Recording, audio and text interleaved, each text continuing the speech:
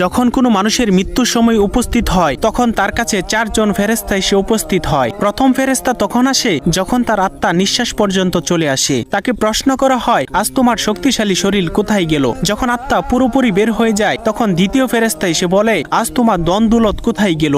দুনিয়াতে জানিয়ে তুমি গর্ব করিতে। এরপর যখন জানাজা উঠানো হয় তখন তৃতীয় ফেরেশতা এসে বলে, আজ তুমি এমন এক লম্বা সফরে বের হচ্ছ যা এর আগে কখনো করো নাই। আজ তোমাকে এমন এক ঘরে শোয়ানো হবে যেখানে নিঃশ্বাস ফেলানোর জায়গা পর্যন্ত নেই। যখন তাকে কবরে শোয়ানো হবে তখন চতুর্থ ফেরেশতা এসে বলবে, কাল পর্যন্ত তুমি জমিনে চলাচল করেছ, আজ তুমি জমিনের নিচে শুয়ে আছো। কাল তুমি হাসছিলে, আজ তুমি কান্না করছো। কাল পর্যন্ত সবাই তোমার সঙ্গী ছিল, কিন্তু আজ তুমি একা। কোথায় তোমার আদরের স্ত্রী সন্তান যাদের জন্য তুমি মাথার ঘাম পায়ে ফেলে উপার্জন করেছিলে? আজ কেউ তোমার সঙ্গী হবে না একমাত্র আল্লাহ ছাড়া।